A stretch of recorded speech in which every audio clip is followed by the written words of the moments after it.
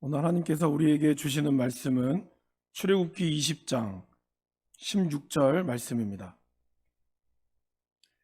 출애굽기 20장 16절 말씀을 우리 한 목소리로 같이 봉독하겠습니다. 내 이웃에 대하여 거짓 증거하지 말라. 아멘. 네, 사랑하는 여러분, 오늘은 이 제9계명에 대해서 함께 나눠보도록 하겠습니다. 우리 권사님께서 또 기도해 주신 대로 교리가 하나님 말씀보다, 이 성경보다 앞설 수는 없죠. 맞습니다. 또 그렇지만 또 교리는 성경에 나와 있는 내용들을 가장 이제 많은 학자들이 연구해서 요약한 내용이기도 합니다. 그러나 이 교리가 가지고 있는 것을 깨닫기 위해서는 뭐가 필요할까요? 성령의 조명이 필요합니다. 그러니까 우리가 이 글자로 되어 있는 말을 그냥 글자대로, 오늘 나누겠지만 거짓말하지 말라, 다 압니다. 그죠? 다 알지만 그것을 성령께서 우리에게 어떻게 또 지혜롭게 진실되게 말할 수 있는지를, 우리가 그러한 것은 사람의 힘만으로는 되지 않는다는 거죠.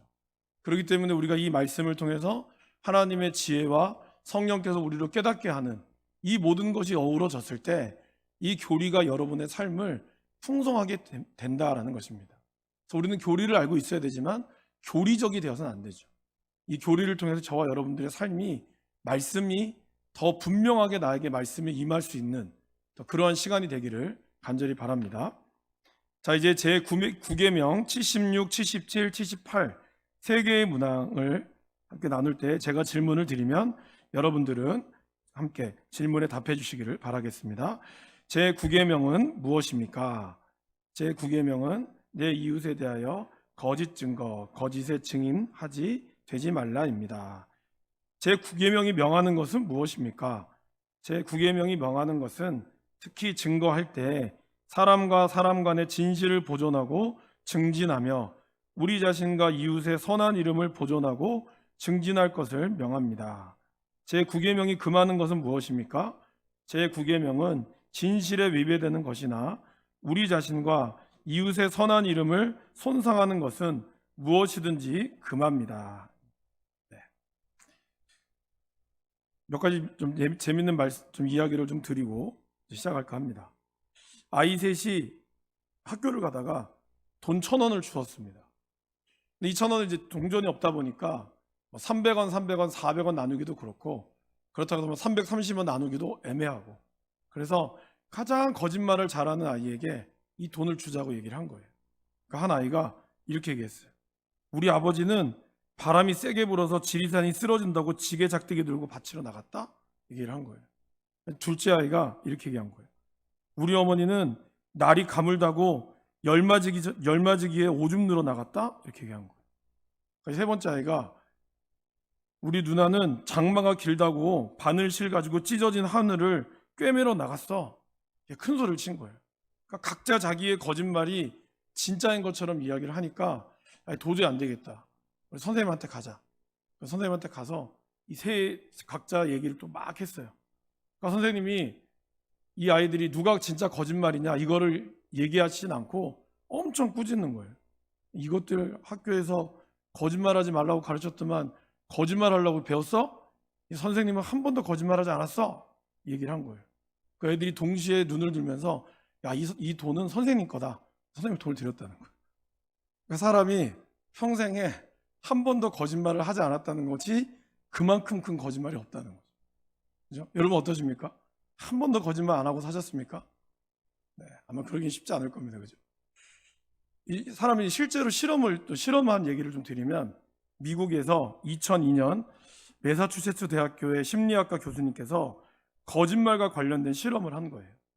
각 세 사람에게, 거기 있는 이제 이렇게 앉아 계신 분에게 각 세 부류의 세 사람이 실험을 했는데, 먼저 어떤 사람에게는 자기 자신을 잘 드러낼 수 있도록, 그러니까 자기 자신을 잘 드러낼 수 있도록 이야기를 하라고 이야기를 했어요. 또 한 사람에게는 자기 자신의 능력을 잘 사람들이 이해할 수 있도록 요구를 했어요. 어떤 사람에게는 그냥 요구하지 않고 그냥 자기 자신에서 소개해달라고 이야기를 한 거예요. 그리고 이제 그걸 실험을 해보니까 제일 첫 번째, 자기 자신을 이렇게 나를 자랑하기 위해서 한 사람은 평균 두 번의 거짓말을 한 거예요. 그런데 자신의 능력을 과시하는 사람은 약 2번에서 3번의 거짓말을 한 거예요. 그리고 그냥 아무 조건을 없이 자기 자신을 그냥 얘기한 사람은 거의 거짓말을 하지 않았다라고 합니다. 그래서 이 실험을 통해서 이 심리학자가 이야기한 것은 사람이 평생 거짓말하지 않고 있음을 이제 대부분 다 거짓말했다는 거죠. 특별히 이제 이 실험을 통해서 또 하나 밝혀진 사실은 초등학교에서 인기 있는 아이들 있죠. 그 아이들은 대부분은 다 거짓말장이랍니다. 그러니까 자기가 인기를 얻기 위해서 대부분은 거짓말한다는 거예요. 더 놀라운 사실은 이렇게 자기가 발표한 영상 있잖아요. 그 영상을 직접 보여주고 나니까 이렇게 해서 당신이 거짓말을 했습니다라고 얘기하니까 처음에는 믿지 않은 거예요. 영상을 보기 전에는. 그러니까 자기 자신을 피하라고 자신의 능력을 이야기한 사람은 자기가 거짓말했다고 생각하지 않은 거예요. 그런데 그 사람이 한 말을 찍은 영상을 딱 보면서 이 사람들이 놀란 거예요. 내가 이렇게 거짓말을 했어요? 그러니까 사람들은 자기가 거짓말을 안 한다고 생각한다는 거죠. 근데 실제로 객관적인 상태도 보면 그 중에 자기도 모르게 거짓말하고 있는 것을 발견한다는 것이죠.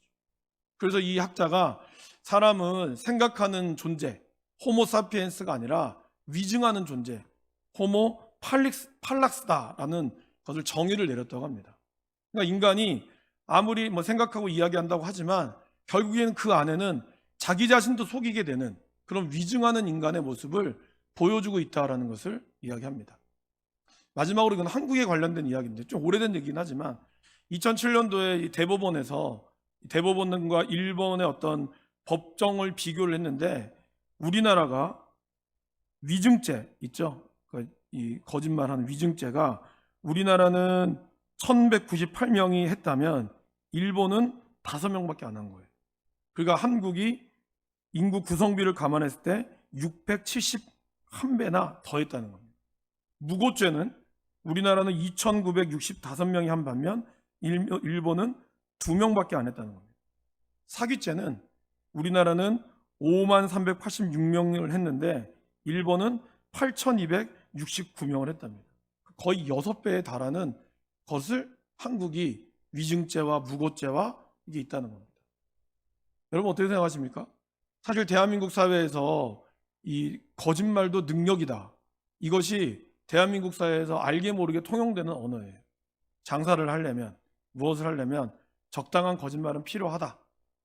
이것이 지금 한국 사회에 어떻게 보면 전반에 펼쳐져 있는 정직하면 바보다. 이런 말을 우리도 모르게 암암리에 다 하고 있다는 것이죠. 특별히 한국 사회가 2007년도, 아마 2007년도가 어떤 사건이 있었는지 여러분 잘 아실 겁니다. 바로 광주 비엔날레죠. 신정아 씨, 동국대학교에서 그 박사학위를 위조해서 난리가 났었죠. 더 큰 거는 이제 거기에 비서실장이 대통령 비서실장이 끼어 있었고 서로 이런 아주 부적절한 관계. 근데 거기에 가장 큰 이슈는 바로 학력 위조 문제였다는 겁니다. 실제로 제가 이걸 준비하면서 읽은 책에 보니까 그 교수님은 이제 한국에 들어와서 이제 그 이력서를 냈는데 학교에서 이제 졸업증명서나 해외에서 공부한 졸업증명서 같은 거를 좀 떼오시오, 증명서 같은 걸 내오시오 라고 해서 영국에 있는 자기가 다닌 학교에 졸업증명서를 요구를 했대요. 그러니까 졸업증명서를 요구하니까 학교도 굉장히 이상하게 생각하더래요. 왜 이걸 요구하느냐. 그러니까 외국에서는 이런 걸 요구하지 않는다는 거죠. 그러니까 이미 기본적으로 자기가 배운 학문과 이런 거에 대해서 학위나 학력에 대해서 기본적인 학자적 양심을 깔고 있다는 거예요. 근데 한국이라고 하는 사회가 그것이 너무 완전하지 않다는 거예요. 이거를 보여주고 있다는 겁니다. 북미나 유럽에서는 거짓말쟁이가라고 하는 것이 최고의 모욕이라고 합니다. 그러나 우리나라는 그렇지 않다라는 것이죠. 이런 상황에서 오늘 우리가 이 말씀의 핵심, 과연 거짓말하지 말라라고 얘기하는 이것을 우리는 어떻게 봐야 될까요? 사실 성경에서도 거짓말을 전혀 안 했다고 볼 수는 없거든요. 이런 상황에서 과연 성경이 이야기하는 또 하나님이 말씀하신 오늘 이 소요리 문답이 우리에게 이야기하는 이 거짓말하지 말라라는 것이 어떤 의미가 있는지를 좀 살펴봤으면 좋겠습니다. 그런데 히브리어 언어에 제가 지금 제 9계명은 내 이웃에 대하여 거짓 증거, 거짓의 증인이 되지 말라라고 표현하고 있죠.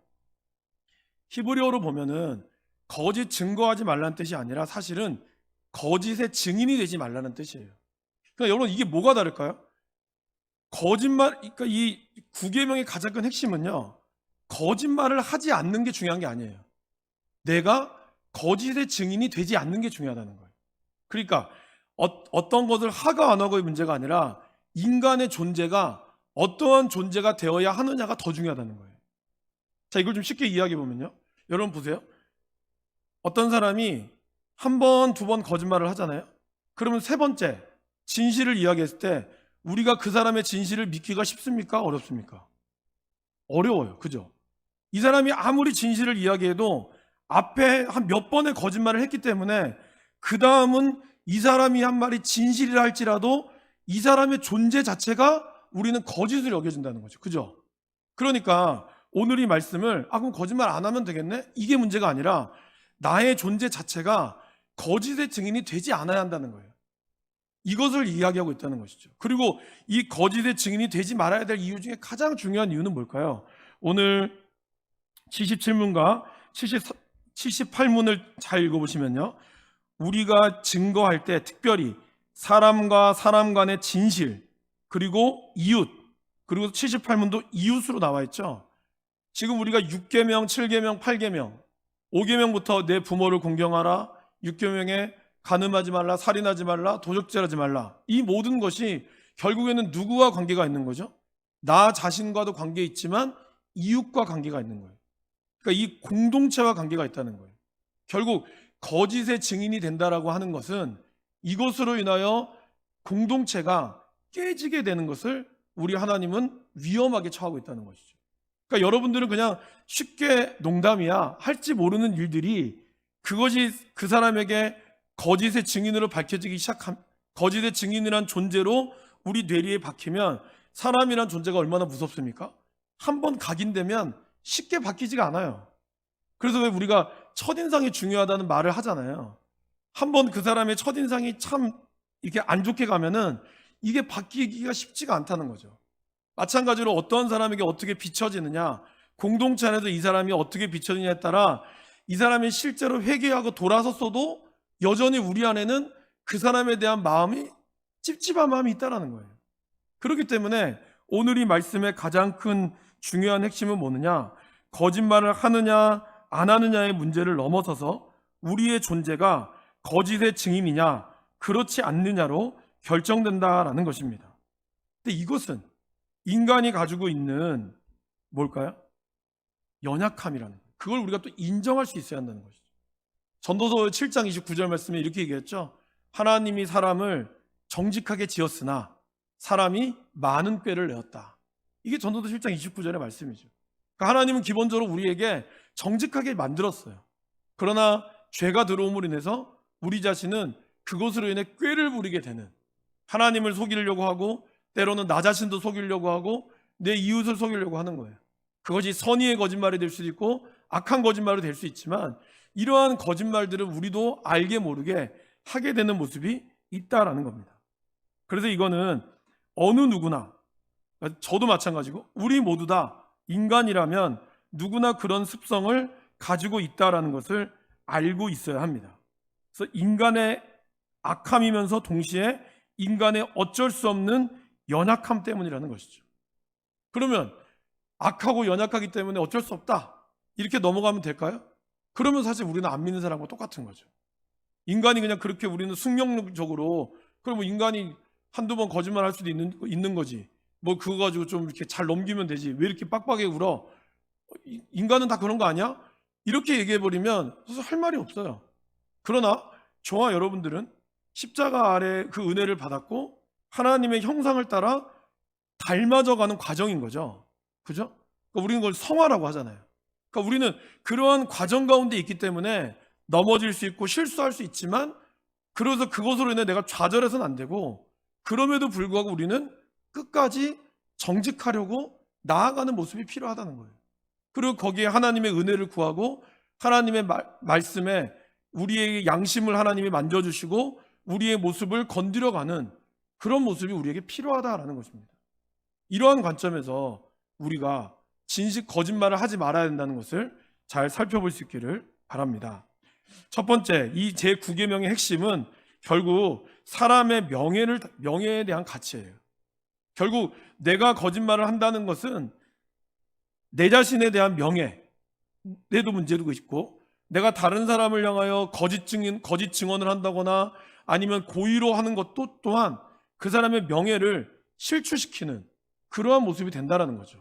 그렇기 때문에 우리가 그 사람을 생각하고 나를 살리기 위해서는, 나의 명예를 지키기 위해서는 우리는 거짓말을 해서는 안 된다라는 것입니다.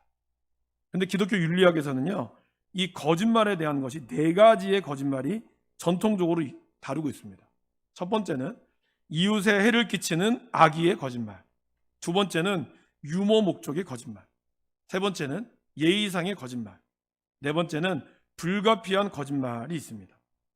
유머라는 것은 뭘까요? 인간에게 웃음을 선사하고 인간의 삶에 윤활유를 쳐주는 좋은 역할을 합니다. 그래서 때로는 어떤 즐거운 분위기를 위하여 한 사람을 조금 이렇게 유머스럽게 이야기하기도 하죠. 그래서 그거에 과연 문제가 될까?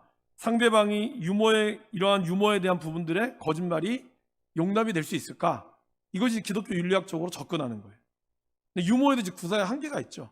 어떤 사람은 이 유머를 잘 받아들이는 반면 어떤 사람은 웃자고 이야기하는데 죽자고 덤벼드는 사람들이 있어요. 그런 사람들은 좀 약간 때를 잘 분별할 필요가 있겠죠. 두 번째는 예의상의 거짓말 있죠. 뭐 예를 들면 그런 거 아닙니까? 존경하는 누구누구님. 사실 존경 안 하잖아요. 그렇지만 예의상으로 하는 경우가 있죠. 근데 또 이러한 거짓말은 실제로 우리에게 또 존경을 유발시키는 경우도 있죠. 이제 저하고 아내가 9살 차이가 나니까 제가 웬만하면 반말을 거의 안 합니다. 뭐 집사람한테 물어보시면 돼요. 근데 화가 날 경우에 더 존댓말을 쓰려고 해요. 왜냐하면 화가 날 경우에 반말을 하게 되면 진짜 이게 붙게 되거든요. 그러니까 이런 것들. 그러니까 그때는 존댓말을 쓸 때가 이 사람을 존대해서 존대하는 건 아니죠. 그렇지만 더 이 사람에게 죄를 짓지 않기 위해서 존대하는 거죠. 그러면 조금 뭐 100을 화가 냈다면 한 50으로 줄어든다거나 그런 것처럼, 또 저번에 한번 말씀드렸잖아요. 우리 여원이가 저희 집은 이제 아마 들어보시면 알겠지만 여원이하고 여준이가 어머님, 아버님 이러거든요. 그래서 이제 바깥에 나가면 사람들이 좀 쳐다보더라고. 이게 왜 이러나. 근데 이제 그렇게 한 이유가 있어요. 이제 여원이가 좀 크니까 이제 자꾸 이제 생각이 이제 굵어지잖아요. 그래서 이제 어머니한테 자꾸 덤비는 거야. 자기 생각을 이야기하다 보니까 자꾸 이제 엄마한테 좀 삐딱선을 타게 되는 거예요. 근데 어느 날 이제 자기가 그거를 좀 깨닫고, 내가 자꾸 이렇게 하면 안 되겠다 싶어서 자기가 어머니라고 얘기를 하더라고요. 그렇게 하겠다고 해서 얘기를 한 거예요. 물론 얘가 이렇게 얘기했다고 해서 엄마한테 지금 안 덤비는 건 아니에요.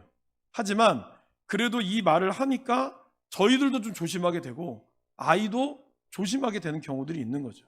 그러니까 이런 경우는 어떻게 보면은 진짜 마음을 다해서는 아닐 수 있어요. 뭐 존경하는 누구님 분들, 그렇지만 이런 예의를 갖춤으로 인해서 뭔가 그래도 상대방에 대한 존중하는 마음을 말로 표현하고 있고, 또 그렇게 하다 보면 정말 그 사람들이 예의를 갖추게 되는 경우들이 있는 거죠. 그래서 이러한 예의상의 거짓말이 있습니다. 그런데 이런 것들도 사회의 진실성을 토대를 위협하는 경우가 돼서는 안 되지만, 너무 지나치게 높이는 경우 있잖아요. 듣기에도 좀 거북한 그러한 거짓말, 누가 봐도 야 저건 너무 오바다, 이러한 경우는 좀 문제가 있겠죠. 이러한 거짓말도 있다라는 겁니다. 또한 마지막으로 불가피한 거짓말이 있었죠. 성경에도 대표적으로 기생 라합이 정탐꾼을 숨겨줬잖아요. 근데 그 여리고성에서 와서 그 정탐꾼 어디 갔냐? 그럴 때 기생 라합이 여기 있어요? 얘기 안 했거든요. 저기 멀리 도망갔다고. 사실 이거 엄밀하게 보면 거짓말이거든요.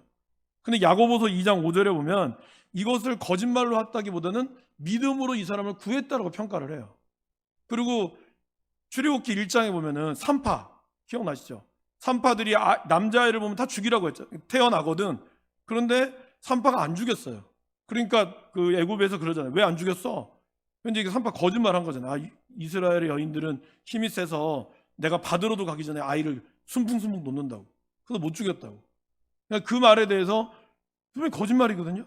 그런데 성경은 그러한 산파에게 하나님의 은혜를 줬다라고 표현하고 있다는 거예요. 그러니까 이러한 어떤 믿음을 바탕으로 한 이런 거짓말, 이건 나중에 또 말씀드리겠지만 이러한 거짓말도 있다라는 겁니다. 그럼 이제 기독교 윤리학적으로 봤을 때는요, 2번, 3번, 4번의 거짓말은 용인이 될 수 있다, 그렇게 이야기를 해요. 자, 그렇다면 그러나 오늘 제가 이 말씀을 드리는 이유는 우리가 이러한 예외 조항이 분명히 있을 수밖에 없다라는 겁니다. 그러나 이것이 저와 여러분들에게 또 면죄부가 돼서는 안 된다는 거죠. 그렇기 때문에 거짓말 해놓고 나서 나는 웃기려고 유머스럽게 한 거짓말이야, 아니면 나는 예의를 갖추기 위해서 거짓말한 겁니다, 어쩔 수 없이 거짓말한 겁니다, 이렇게 세 가지 항목이 나의 거짓말을 정당화해서는 안 된다는 것이죠. 그러니까 이러한 거짓말이 있을 수 있으나 우리는 다시 한번 말씀을 통해서 그러면 내가 정말 정직하게 살기 위해서 하나님이 오늘 우리에게 말씀하신 것이 무엇인가, 이거를 살펴보기를 원해서 제가 준비를 했습니다. 자, 그러면 9계명이 요구하는 것은 무엇일까요? 첫 번째, 사람들 간에 진실을 보존하고 증진해야 합니다. 여기서 되게 중요한 단어는요, 보존하고 증진한다는 것이죠. 그러니까 단순히 그 사람이 가지고 있는 이런 진실, 이거를 보존하는 것뿐만이 아니라 이 사람이 가지고 있는 이 진실이 더욱더 성장할 수 있도록 증진시켜줘야 한다는 거예요, 우리의 말에. 그래서 오늘 말씀 스가랴 8장 16절 말씀과 요한 3서 2절 말씀, 일단 두 개를 같이 한번 읽어보겠습니다. 시작. 너희가 행할 일은 이러하니라. 너희는 이웃과 더불어 진리를 말하며 화평한 재판을 베풀고, 데메드리오는 뭇사람에게도 진리에게서도 증거를 받았음에 우리도 증언하노니 너는 우리의 증언이 참된 줄을 아느니라. 그래서 스가랴 8장 말씀에 보면은 이웃과 함께 진리를 말하고, 특별히 재판을 할 때도 진실하고 화평한 재판을 베풀라라는 겁니다. 결국 이 재판의 중요한 목적은 그 사람을 정죄해서 벌 주고자 하는 것이 아니라 뭐라고요? 화평한 재판이라는 거죠. 그러니까 우리가 거짓말을 하지 말아야 되는 것은 결국 그것으로 인하여 그 사람을 보존시켜 주는 것이 담겨져 있습니다. 그리고 빌립보서 2장 4절 말씀을 보겠습니다. 각각 자기의 일을 돌볼 뿐더러 또한 각각 다른 사람들의 일을 돌보아 나의 기쁨을 충만하게 하라. 그러니까 나의 일만 뿐만이 아니라 다른 사람들의 일들도 관심을 가져줘서 이 사람이 잘 설 수 있도록, 자기가 하는 일을 정말 잘하면 잘했다라고 이야기해 줌으로써 칭찬하고 격려해서 성장할 수 있도록 도와주는 것을 의미합니다. 그러니까 여러분, 거짓 증인이 되지 말라는 의미는 적극적인 의미에서 선의의 거짓말로 거짓 칭찬을 하라는 말이 아닙니다. 그냥 좀 분위기 살려주려고 그렇게 칭찬해 주는 것이 아니라 진짜 그 사람의 발전 가능성을 볼 수 있고 진심으로 기뻐해 줄 수 있는 말을 해줄 때 그 사람이 진정으로 증진할 수 있다는 거죠. 물론 그 사람의 예의상 해주는 그런 칭찬도 있겠지만, 이왕이면 정말 그 사람이 정말 도움이 될 만한 말을 우리가 해줄 때 그 사람이 그것을 통하여 성장할 수 있게 되는 것이죠. 여러분, 긍정적인 말을 많이 한다고 그 사람이 긍정적이 될까요? 그렇지 않습니다. 우리는 물론 긍정의 힘이라는 책도 있고 긍정적인 말을 많이 하라고 하지만 우리의 말에 물론 권세가 있지만 그렇다고 해서 우리 말대로 모든 것이 다 되는 건 아니에요. 그렇다면 우리가 하나님이죠. 물론 제가 여러분들에게 우리는 말의 권세가 있기 때문에 우리가 말한 대로 된다라고 믿지만, 그러나 분명한 것은 이 말 가운데 역사하는 하나님이 임하셔야 되는 거예요. 그렇지 않고 무조건 긍정적으로 된다고 해서 내 말대로 다 되면 내가 하나님이게요? 우리에게 말로 이룰 수 있는 능력은 오직 하나님밖에 없어요. 그러니까 우리는 그 성령님의 의지에서 그 사람에게 진실을 말할 수 있고, 때론 그 사람이 가지고 있는 온전한 것을 이야기할 수 있는 그런 것이 필요하죠. 그럴 때 이 사람이 신앙이 성장할 수 있게 된다라는 겁니다. 그래서 어떤 사람을 칭찬할 때는 구체적으로 칭찬해 주는 게 제일 좋죠. 진실을 담아서 그 이야기를 하고 있습니다. 두 번째는 진실을 위해서 진실의 편에 서고 적극적으로 옹호해야 한다라는 겁니다. 그래서 잠언 31장 8절 9절 말씀, 우리 여러분 프린트물에 있는 물 한번 읽어보실까요? 너는 말 못하는 자와 모든 고독한 자의 송사를 위하여 입을 열지니라. 너는 입을 열어 공의로 재판하여 곤고한 자와 궁핍한 자를 신원할지니라. 그러니까 말 못하고 혼자 있어서 아무도 내 편이 들어줄 수 없는데 진실을 갖고 있어요. 그럴 때 우리가 그 사람을 위하여 입을 열 수 있어야 되고 그 사람이 공의로 재판할 수 있도록 적극적으로 도와줘야 한다는 것이죠. 그 다음 말씀은 뭐라고 되어 있죠? 신실한 증인은 거짓말을 아니하여도 거짓 증인은 거짓말을 뱉느니라 라고 이야기하고 있다는 것입니다. 그리고 마지막으로 에베소서 4장 25절 말씀에 뭐라고 얘기하고 있죠? 그런즉 거짓을 버리고 각각 그 이웃과 더불어 참된 것을 말하라. 이는 우리가 서로 지체가 됨이라.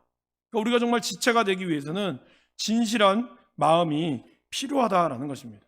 그죠? 제가 예전에 군에 있을 때 면허증은 제가 운전은 좀 할 수 있었으나 면허증은 없었어요.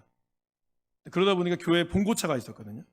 교회 봉고차를 제가 옆에를 나무로 확 한번 긁은 적이 있었어요. 이거를 이제 저희 사수인 군종 이제 저 사수한테 얘기를 했죠. 제 사수가 걱정하지 말라고 내가 잘 처리해 줄게 그렇게 얘기를 한 거예요. 나는 이제 이거를 목사님한테 얘기하지 않고 잘 이렇게 이분이 알아서 잘 무마할 줄 알았거든요. 근데 목사님이 이제 그 다음날 출근하러 오시니까 목사님 제육군종이 봉고차를 긁었어요. 제가 속으로 얼마나 배신감을 느껴지고 이 인간한테 얘기하지 말았어야 되는데 제가 시간이 흐르면서 제가 어떤 느낌을 받았냐면 이것이 정말 이렇게 나를 살렸구나. 왜냐하면 사실 그 이후로 제가 한 번 더 해먹었거든요. 제가 한쪽 했는데 오른쪽을 또 했어요. 이제 한 번 이렇게 진실을 이야기하니까 두 번째 진실을 이야기할 때는 조금 더 이렇게 잘못은 했지만 그래도 낫더라고요. 그것으로 인해 목사님을 눈치를 보지 않게 된 거죠. 혼은 났지만. 근데 그때 제가 모면하려고 저희 사수가 이제 목사님을 속이고 알아서 했었으면 나중에 더 큰 사고가 되지 않았을까라는 생각이 드는 거예요. 그러니까 우리가 생각하는 이런 진실, 그러나 우리가 어떠한 경우에도 이것을 숨기지 않고 가는 마음. 근데 이제 이렇게 이야기하고 우리 군종님이 계속 저의 마음을 좀 위로해주고 했거든요. 처음엔 되게 배신감을 느꼈죠. 이 인간 믿으면 안 되겠다. 근데 시간이 갈수록 같이 생활할 수밖에 없었고, 그러다 보니까 이 사람이 왜 이런 말을 하게 됐는지가 제가 이제 이해가 되는 거죠. 제가 참 성숙하지 못했구나라는 것이 알려지게 되는 겁니다. 여러분, 우리가 교회 생활하면서 거짓을 버리고 각각 그 이웃과 더불어 참된 것을 말하라. 이것이 우리가 지체가 됩니다라는 말을 우리가 잘 기억할 필요가 있다는 것이죠. 정말 그 사람을 생각한다고 하지만 그것이 과연 우리에게 진실일까? 그죠? 5번으로 좀 바로 넘어가 볼까요? 5번으로. 이웃의 연약함을 슬퍼하고 덮어줘야 합니다 하면서 잠언 17장 9절 말씀에 이렇게 이야기합니다. 같이 한번 읽어보실까요?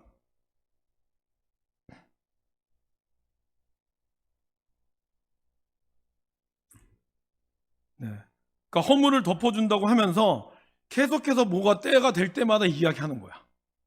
이런 사람들이 있다라는 거죠. 그러니까 오히려 잘 덮어줬으면 이제 그거는 정말 뭘 덮어줘야 할 일이 생길 수도 있습니다. 이거는 정말 개인과 하나님과의 관계에 있는 거죠. 특별히 이제 우리가 제가 이제 소그룹 모임할 때나 늘 이야기하는 거지만 기도 제목을 나눌 때, 우리 안에서 기도 제목을 나눌 때 정말 깊은 기도 제목을 나눌 때가 있거든요. 그런 제목을 나눌 때는 그 모임 안에서 하나님과의 관계로 끝을 내야 돼요. 그런데 그것을 마치 다른 사람을 위해 준다고 해서 다른 사람이 알게 되고 이렇게 되면 굉장히 문제가 생기게 된다라는 겁니다. 그래서 제가 지난주나 금요일 날에도 누군가 이야기를 할 때 제가 그분한테 허락을 맡았거든요. 예를 들 때도. 왜냐하면 그분이 이름을 밝히진 않았지만 같은 모임을 했던 분은 알만한 분이기 때문에 이야기를 다 허락을 맡는 거죠.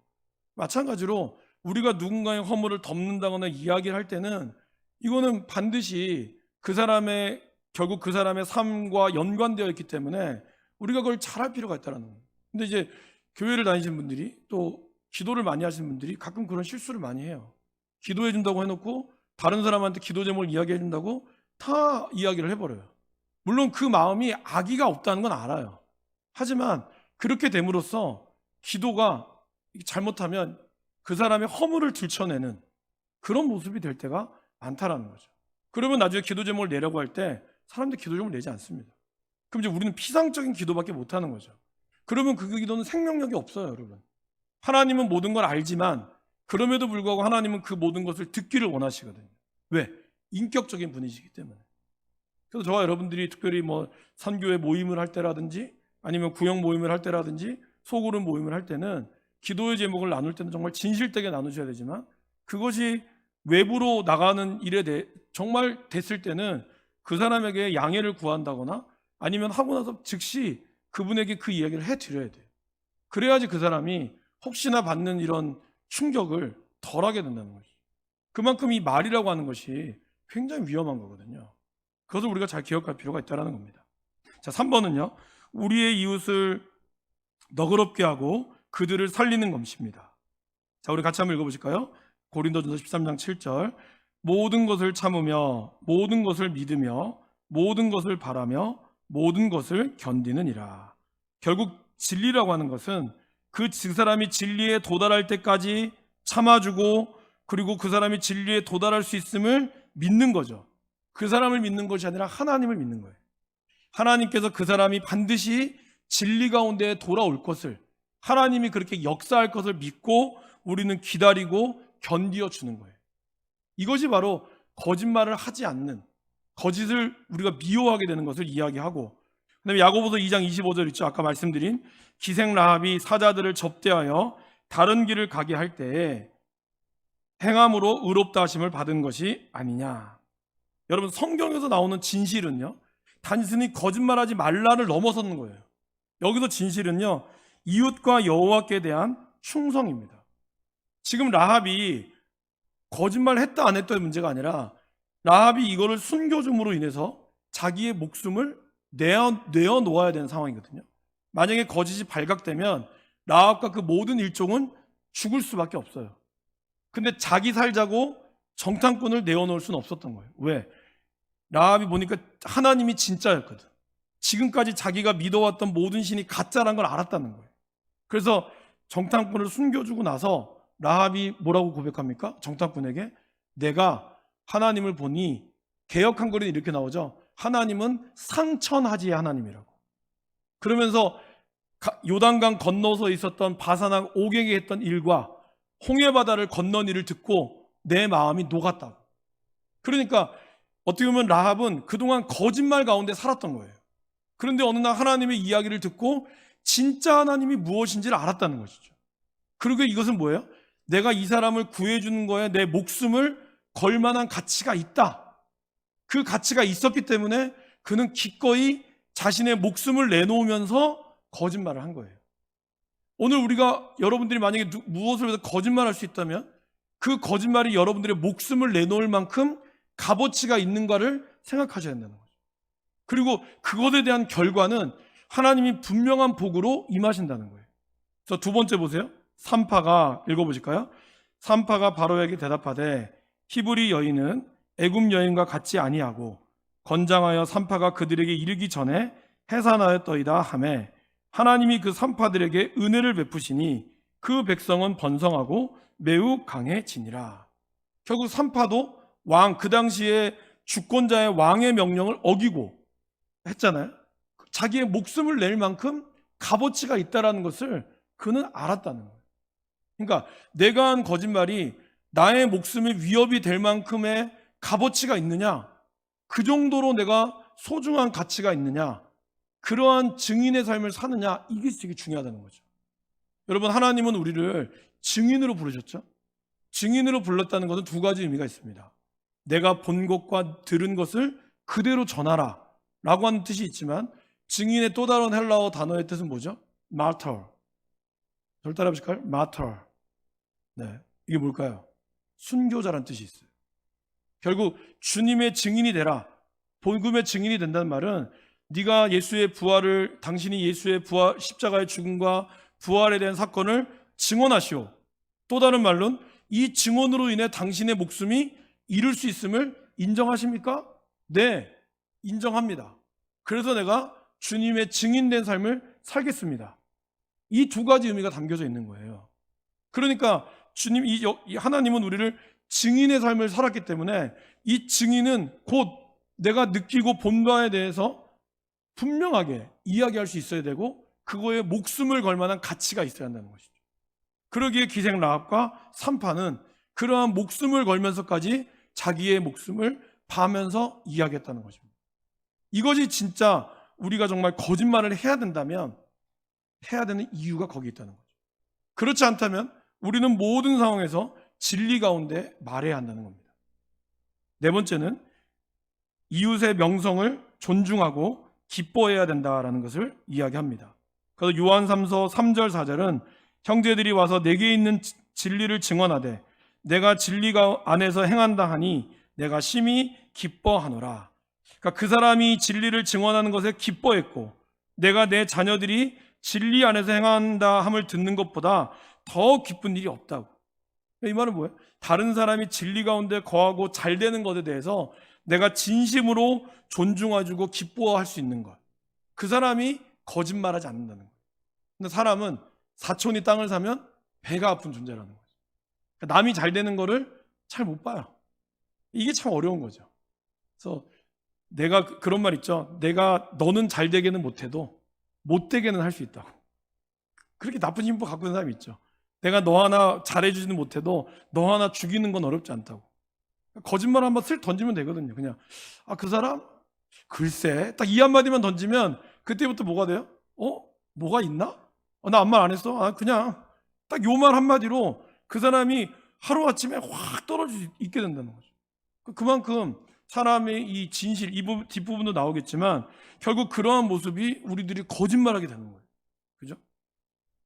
자, 여섯 번째, 아까 다섯 번째는 했고요. 이웃에 관한 좋은 이야기를 즐겁게 받아들이고 나쁜 이야기는 피해야 합니다. 우리 시편 15편 3절과 고린도전서 13장 6절 7절 말씀 읽어보겠습니다.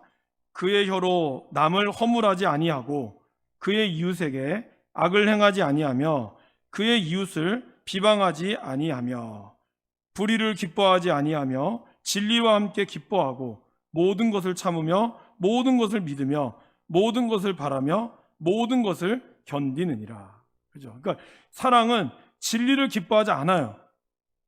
그래서 여기서 제가 말씀드렸죠. 이 모든 것을 참는다는 것은 뭐예요? 불의를 참는다는 게 아니에요.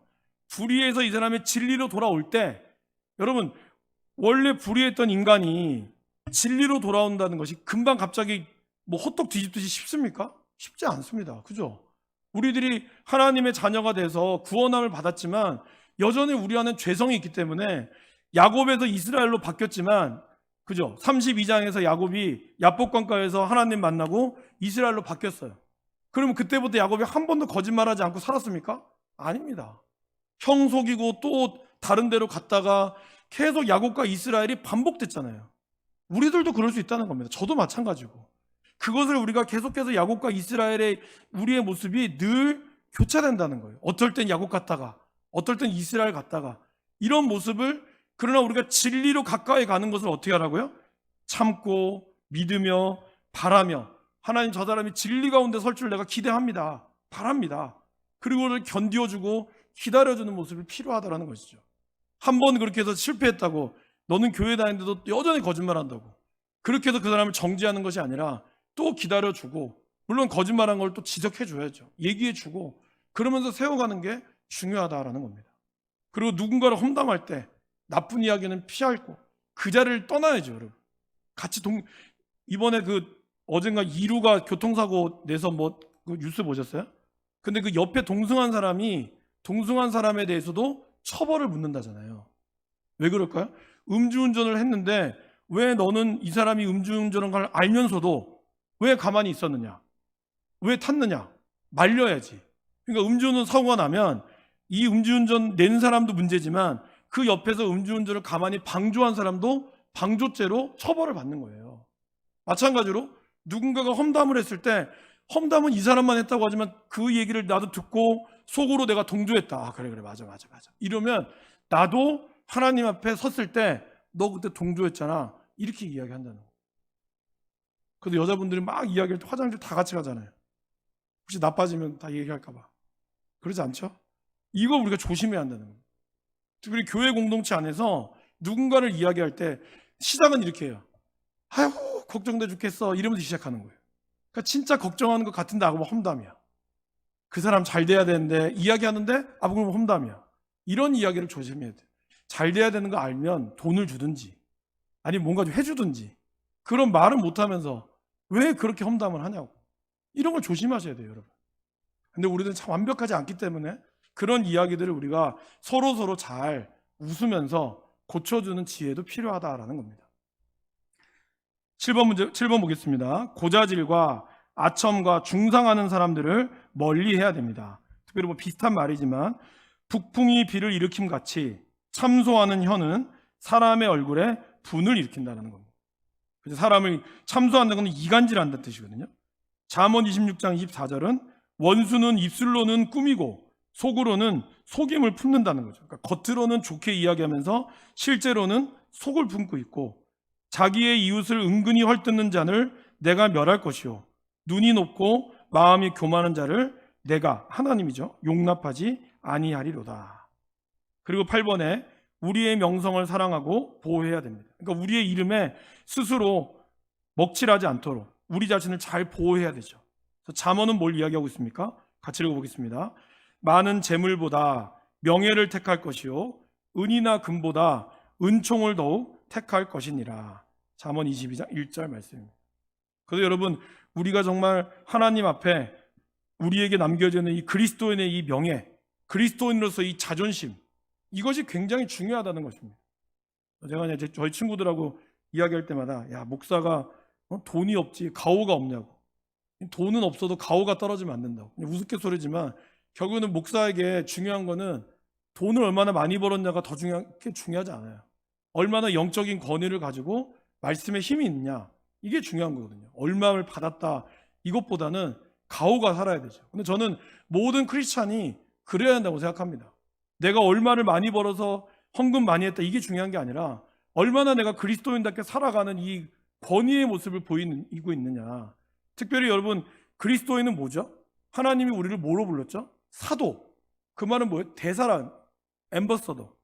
하나님이 저와 여러분들을 대신해서 하나님 나라의 일꾼으로 세웠거든요. 그러니까 여러분들은 목사뿐만이 아니라 모두 다 공적인 임무를 수행하는 분들이에요. 그러니까 공적인 일은 언제나 주목받게 되어 있다는 것이죠. 그러기에 우리에게 중요한 것은 그 어떤 것보다 그리스도인으로서의 명예, 하나님의 자녀로서의 그 이름, 이것이 무엇보다 중요하다는 겁니다. 그러기에 잠언 기자가 이야기했던 것처럼 많은 재물보다는 명예를 택할 것이요 은이나 금보다 은총을 더욱 택할 것이니라. 그렇죠? 물론 이러다가 돈 많이 벌면 좋죠. 사람의 솔직한 마음이. 그러나 기본적으로 우리가 하나님의 백성으로서 어떻게 살아가야 될 것인가, 이것이 굉장히 중요하다는 겁니다. 이러기 위해서 우리가 거짓말을 선택하면 안 된다는 거죠. 9번째, 합법적 약속을 지켜야 합니다. 그것도 같이 읽어보실까요? 그의 눈은 망령된 자를 멸시하며 여호와를 두려워하는 자들을 존대하며 그의 마음에 서원한 것은 해로울지라도 변하지 아니하며. 그래서 우리에게 이야기한 것들은 반드시 지키려고 해야 한다라는 겁니다. 그리고 10번, 무엇이든지 정직하고 참되고 사랑스럽고 좋은 평이 있는 것을 우리는 살펴봐야 한다는 거예요. 그러니까 거짓말을 하지 않는다는 게 중요한 게 아니라 더 좋은 것을 위해서 나가야 한다는 것이죠. 그래서 빌립보서 4장 8절 말씀이요. 끝으로 형제들아 무엇에든지 참되며 무엇에든지 경건하며 무엇에든지 옳으며 무엇에든지 정결하며 무엇에든지 사랑받을 만하며 무엇에든지 칭찬받을 만하며 무슨 덕이 있든지 무슨 기름이 있든지 이것들을 생각하라. 쉽게 얘기하면 뭐죠? 형제들아 무엇이 참된 것인지 무엇이 경건한 것인지 무엇이 옳은 것인지 정결한 것인지 사랑받을 만한 것인지 칭찬받을 만한 것인지 어떤 것이 덕이 있고 어떤 것이 그 사람을 생각하는 것인지를 생각하라는 거예요. 우리의 말과 행동을 어떻게 하면 저 사람을 속여서 내가 이득을 취할까가 아니라 어떻게 하면 저 사람을 참되게 내가 이끌게 참된 말을 할까, 그거를 고민하라는 뜻입니다. 자, 그 다음에 그럼 금지하는 것은 뭘까요? 사실 금지하는 것은 반대죠. 그러니까 이번에 반대를 하면 되는데 너무 많다 보니까 제가 그걸 좀 줄였습니다. 줄여도 이 정도가 나오더라고요. 첫 번째 보실까요? 고의적으로 진실을 외면하고 억압하면서 악한 주장을 변호하는 것을 금한다는 거예요. 그러니까 일부러 외면하는 거예요. 말씀을 읽어보실까요? 내 혀가 심한 악을 꾀하여 날카로운 삭도같이 간사를 행하는도다. 내가 선보다 악을 사랑하며 의를 말함보다 거짓을 사랑하는도다. 간사한 혀여 너는 남을 해치는 모든 말을 좋아하는도다. 그러니까 의도적으로 선보다 악을 더 사랑하는 사람을 얘기하는 거예요. 우리가 아까 얘기했죠. 불가피한 거짓말을 할 때가 있어요. 그러나 그거는 사실 본인만 아는 겁니다. 본인이 하나님과 아는 거죠. 우리는 그래서 그 사람이 한 말을 그냥 있는 그대로 받아줘야 되지만 결국에는 어떠한 사람들은 혀와 선보다 악을 사랑하는 사람이 있다라는 거죠. 이런 사람들은 하나님의 심판 가운데 있을 수밖에 없다라고 이야기합니다. 그리고 두 번째는 거짓 증거를 금합니다. 잠언 6장에 보면 하나님이 그 마음에 싫어하는 것이 6가지, 7가지인데 그 중에 거의 반, 거짓된 혀, 거짓을 말하는 망령된 증인, 형제 사이를 이간하는 이 3가지가 하나님이 싫어하는 것 중에 거짓이 3가지나 있다는 거예요. 그죠? 그만큼 하나님은 거짓을 싫어한다는 거죠. 특별히 여러분, 거짓은 뭐죠?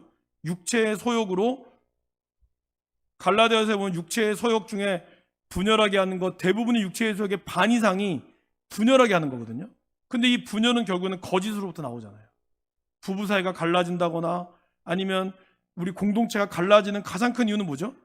누군가의 거짓말 때문에, 누군가 이간질 때문에 없는 이야기를 여기서 이 말하고 저기서 딴 말하고 그리고 싹 빠지고, 그것이 이단들이 제일 잘하는 거죠. 그래서 마치 이간질해가지고 전체 성도들을 확 미혹시키잖아요. 거짓말 꼭 진짜같이 하니까 사람이 넘어가잖아요. 근데 이것이 하나님이 싫어하는 것이고, 그리고 여러분 예수님이 뭐라고 그랬죠? 사단은 거짓의 압이라고 얘기했죠. 그러니까 우리가 거짓말을 하는 순간 우리 안은 거짓의 압이 된 사단을 따를 수밖에 없는 그런 위치에 있다는 겁니다. 그러기에 우리는 거짓을 굉장히 조심해야 되죠. 세 번째, 불의한 판결을 승인하고 악을 선하다, 선을 악하다 하는 것을 금합니다. 잠언 17장 15절 말씀, 악인을 의롭다 하고 의인을 악하다 하는 이 두 사람은 다 여호와께 미움을 받느니라. 그러니까 아무리 저 사람을 위한다 하는 말이라 할지라도 검은색을 흰 것이라고 속이면 안 된다는 거예요. 저렇게 해야 저 사람이 상처를 덜 받지 할지라도 좀 더 지혜로운 말이 필요하겠죠. 그러니까 우리가 진실을 숨김으로 인해서 나아가는 피해를 잘 생각해야 한다는 것입니다. 밑에 열왕기상 21장과 마태복음 26장 말씀은 특별히 아합의 나봇의 포도원이죠. 나봇의 포도원을 아합이 너무 갖고 싶으니까 그의 부인인 이세벨이 거짓된 증인 2명 데리고 와서 나봇이 하나님을 욕했습니다. 그렇게 내가 봤어요. 원래 신명기에 보면 2명이나 3명의 증인을 세우라고 그랬잖아요. 그러니까 2-3명의 증인을 세워가지고 모든 사람들이 보는 앞에서 나봇이 하나님을 죽였습니다. 하나님과 왕을 저주하였습니다. 그럴 때 어떻게 하죠? 무리가 그를 성읍 밖으로 끌고 나가서 돌로 쳐 죽였습니다. 근데 이 사건으로 인해서 선지자 엘리야가 아합과 이세벨에게 그렇게 이야기하죠. 내가 죽이고 빼앗았느냐 이야기함으로써 너는 여호와의 말씀이 개들이 나봇의 피를 핥은 곳에서 개들이 내 피 곧 내 몸의 피도 핥으리라. 아합에게 그렇게 얘기했고, 이세벨에게 대하여도 여호와께서 말씀하여 이르시되 개들이 이스라엘 성읍 곁에서 이세벨을 먹을지라. 결국 공동체를 죽인 이 사람을 죽인 이 죄로 인하여, 이러한 위증죄로 인하여 아합과 이세벨 또한 비참하게 죽음을 맞이하게 되었습니다. 그리고 마태복음 26장에서도 예수님을 십자가에 못 박히려고 할 때도 뭐라고 나오죠? 거짓 증인이 많이 왔으나, 거짓 증인이 뭐라고 하죠? 하나님의 성전을 헐고 사흘 동안 지을 수 있다 하더라. 요한복음 이 말씀이 나오는데 이 말이 아니에요. 아시죠? 근데 이거를 마치 본 것처럼 이야기를 해서 예수님을 십자가 못 박혀 죽게 했죠. 물론 예수님은 하나님의 계획하신 대로 갔지만 결국 예수님의 죽음은 이 위증죄로 인한 사람으로 인하여 죽었다는 것입니다. 이것을 우리가 잘 하지 말아야 하는 것, 금지하는 것 중에 하나라는 거죠. 네 번째는 아까 제가 말씀드렸죠. 진실을 은폐하거나 침묵을 유지하는 것도 안 된다는 거예요. 아까 이야기했던 것처럼 술을 마시고 운전하면 그 옆에서 술을 마신 거 뻔히 알면서도 이거를 은폐하거나 침묵을 유지하면 안 된다는 거죠. 오늘 레위기 5장 1절은 무엇을 얘기하고 있죠? 만일 누구든지 저주하는 소리를 듣고서도 증인이 되어서 그 사람이 저주하였습니다라는 것을 본 것이나 알고 있는 것을 알리지 아니하면 그는 자기의 죄를 져야 할 것이요 그 허물이 그에게로 돌아간다는 거예요. 누구에게로요? 침묵한 그 사람에게. 그리고 레위기 19장 17절 말씀도 얘기하죠. 너는 내 형제를 마음으로 미워하지 말며 내 이웃을 반드시 타일르라는 거예요. 잘못한 것을 견책하라는 거예요. 잘못했으면 조용히 불러서, 그래서 마태복음이 뭐라 그러죠? 이 사람이 나와 잘못했으면 먼저 1대1로 잘못에 대해서 뉘우치게 하고, 그렇지 않으면 두세 사람을 불러서 이야기하게 하고, 그렇지 않으면 교회에 불러서 이야기함으로써 핵심은 뭐예요? 이 사람의 죄를 정지하는 것이 아니라 이 사람이 그 죄를 깨닫게 함으로써 이 사람을 용서하고 다시는 그렇게 하지 못하도록 도와주는 거죠, 여러분. 이게 제일 중요한 겁니다. 누군가의 죄를 고백하게 하고 거짓말을 하지 못하게 하는 이유는 거짓말쟁이로 만드는 게 아니라 거짓말하지 못해서 다시는 그렇게 하지 못하도록 교회가 돕는 거죠. 이걸 결국 이 사람을 살리기 위한 거지, 이 사람을 정죄하기 위한 것이 아니라는 거예요. 그것을 오늘 이야기하고 있습니다. 그러면 봐요. 견책하라. 그러면 내가 그에 대하여 죄를 담당하지 아니한다는 거예요. 그런데 견책하지도 않으면서 마음으로는 미워하는 거예요. 말은 못하고 손자 속으로 저 인간 죽어버려야 되는데 이렇게 미워하면서 정작 잘못은 말도 못해. 가면 입도 뻥긋 안 하고 오히려 그냥 왔어? 이렇게 하지 말라는 거예요. 이게 참 어려운 거죠. 근데 성경은 그렇게 이야기하고 있다는 거죠. 그 다음에 5번째는 진리나 공의에 대해 편견을 갖도록 의혹을 부추기거나 애매하게 왜곡하는 것을 금한다는 거죠. 사단이 그랬잖아요. 너희가 그것을 먹는 날에는 너희 눈이 밝아져 하나님과 같이 되어 선악을 알 줄을 하나님이 아심이니라. 그러니까 진리가 있는데 정말 그럴까? 의혹을 부추겨서 왜곡하지 말라는 거예요. 이단이 왜곡하는 거죠, 여러분. 그래서 달을 위해 끝단이잖아요. 다 가다가 마지막에 딱 다르니까 유사한 거거든요. 똑같이 성경책 읽죠. 똑같이 성경을 해석하죠. 그러니까 비슷한데 마지막에 다르니까 확 넘어가 버리는 거예요. 이렇게 왜곡되는 것이 그렇게 무섭다는 겁니다. 그러니까 처음부터 우리가 초장에 잘 잡을 필요가 있다는 것이죠. 6번째, 한 입으로 두말하는 것을 금합니다. 우리 2가지 말씀 같이 읽어보겠습니다. 여호와여 도우소서. 경건한 자가 끊어지며 충실한 자들이 인생 중에 없어지나이다. 그들이 이웃에게 각기 거짓을 말하며 압첨하는 입술과 두 마음으로 말하는도다.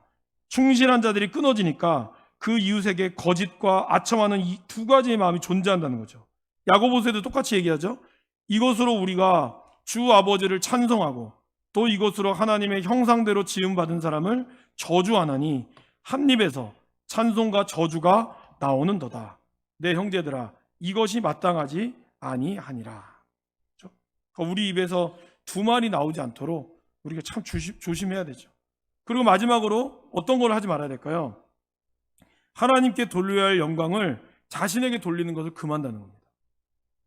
사도행전 12장 3절, 헤롯이 영광을 하나님께 돌리지 아니하므로 주의 사자가 곧 친히 벌레에게 먹혀 죽으니라. 자기가 신처럼 된다는 것을 자기가 느끼니까 마치 하나님이 아닌 자기가 신이 돼버린 거죠. 그렇게 놀라운 영광을 받았지만 그 다음날 보세요. 바로 벌레 하나가 이 모기가 코 속으로 들어가서 뇌를 해서 죽었다고 그러더라고요. 말이 얼마나 비참합니까, 그죠? 그렇게 건강했던 그 사람이 이 아주 보이지도 않는 이 모기 한 마리 때문에 인생이 죽을 수밖에 없는 이런 비참한 인생이에요. 결국 우리가 아무리 영광이라고 하지만 결국 우리 안에 그러한 어려움이 있다라는 것이죠. 자, 그럼 이제 우리는 어떻게 해야 될까요? 첫 번째, 사랑 안에서 참된 말을 하도록 우리가 힘써야 한다는 겁니다. 같이 읽어보실까요? 오직 사랑 안에서 참된 것을 하여 범사에 그에게까지 자랄지라. 그는 머리니 곧 그리스도라. 그래서 참된 것, 참된 말을 하여 범사에 그에게까지 자라야 한다는 것이죠. 참된 말을 하는 것이 중요하다는 겁니다. 그렇죠? 쉽지 않죠. 당연합니다. 그렇지만 이를 위하여 우리가 애써야 하는 것이고, 2번째는 아까 말씀드렸죠. 우리가 결국 증인의 삶을 살아야 한다는 것이죠. 그리스도의 참된 증인으로서, 우리가 복음을 전하는 증인으로서, 복된 삶을 살기 위한 증인으로서 삶을 살기 위하여 우리는 참된 말을 해야 한다라는 겁니다. 3번째는 주님 안에 거하는 길만이 거짓의 증인으로 살지 않는 길입니다. 우리 요한복음 말씀을 읽어보실까요? 나는 포도나무여 너희는 가지라. 그가 내 안에 내가 그 안에 거하면 사람이 열매를 많이 맺나니 나를 떠나서는 너희가 아무것도 할 수 없음이라. 사람이 내 안에 거하지 아니하면 가지처럼 밖에 벌어져 마르나니 사람들이 그것을 모아다가 불에 던져 사르느니라. 너희가 내 안에 거하고 내 말이 너희 안에 거하면 무엇이든지 원하는 대로 구하라. 그리하면 이루리라. 결국 우리가 주님 안에 거하는 길만이, 우리가 참된 그리스도의 진리 안에 거하는 길만이 우리가 진리대로 살아갈 수 있는 방법이고요. 우리는 무엇을 기도해야 될까요? 진실을 분별하는 지혜, 그런 눈과 귀를 달라고, 그리고 진실을 표현할 수 있는 능력, 그 입을 달라고, 진실을 인정할 수 있는 마음을 달라고 기도해야 한다는 겁니다. 그래서 우리의 진실의 입술이 열리면 여러분들이 5번째, 가족이나 친구들에게 가치와 장점들을 찾아내는 연습을 할 때 찾아낼 수 있어요. 여러분 아마 아내의 단점이 뭡니까? 남편의 단점이 뭡니까? 아마 수백 가지 이야기하실 거예요. 장점이 뭐예요? 이야기하면 몇 가지 이야기할 수 있을까요? 과연 집에 가서 한번 해보세요. 그러니까 우리가 그거를, 너무나 많은 가치들이 있는데 그거를 찾아내지 못한다는 거죠.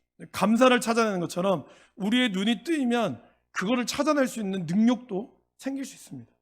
그것이 거짓을 이기는 길. 그러니까 거짓말하지 않아야지라는 말보다는 사실은 내 안에 그리스도가 오시는 참된 말을 하도록 힘쓰는 것이 오히려 거짓을 이기는 유일한 길입니다. 안 하는 게 아니라 오히려 참된 말을 하려고 애쓸 때 거짓은 자연적으로 물러나게 될 줄 믿습니다. 우리 안에, 우리의 공동체 안에, 저와 여러분들의 입술 안에 진정으로 정말 참된 말로, 그 참된 말이 여러분들의 누군가를 살리고 생명을 살리는 그 역할을 감당할 수 있기를 간절히 바랍니다.